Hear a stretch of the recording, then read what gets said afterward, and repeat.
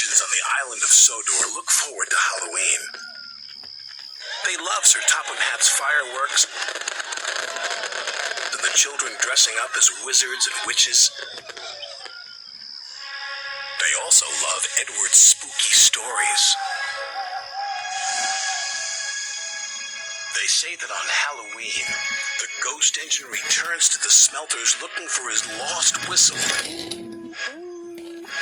Ooh, spooky, the engine said, all shivering a little.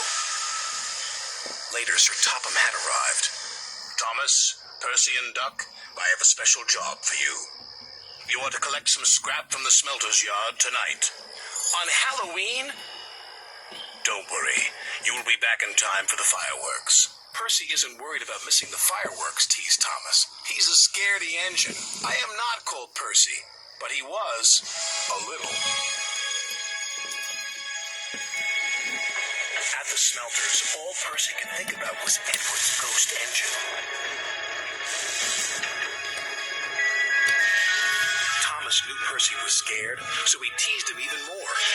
What's that up there? Thomas squeaked. Is it a spook? It's just a piece of twisted scrap, Percy said nervously. Isn't it? Thomas was having fun. He kept on teasing Percy. Careful the ghost engine doesn't get you, Thomas said. There's no such thing as ghosts, snapped Percy. Duck felt sorry for Percy. Nobody's brave all the time, said Duck. But I'm not a scaredy engine, Percy insisted. The job was nearly complete. Well done, the yard manager said. Now I'll need one engine to finish up. Duck wanted to pay Thomas back for all his teasing. Please, sir, he said. I'm sure Thomas wouldn't mind staying. Of course not, Thomas boasted. I'm not a scaredy engine. So Duck and Percy left.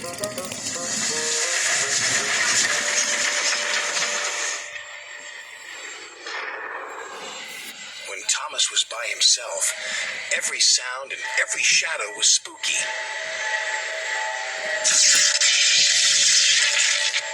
He was beginning to feel very scared. There's no such thing as ghosts, he said nervously. Who's there?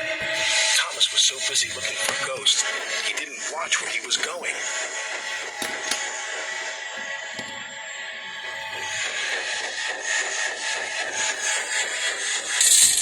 The chains felt like ghost fingers. Something's got me! Thomas wheeshed and set off an old steam whistle. The ghost whistle, said Thomas, and he raced away as fast as his wheels could carry him. The ghost engine is after me! It was naughty of Thomas to tease you, Percy, said Duck. He was only playing, said Percy. I hope he hurries up. I wouldn't want him to be late for the fireworks. He's after me! I don't think he'll be late, said Duck. Duck and Percy joined the other engines for the fireworks. Where's Thomas? Percy asked. He'll miss all the fun.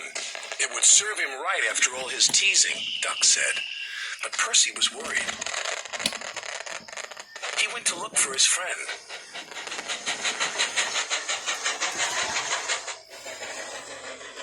He found Thomas all alone in the shed.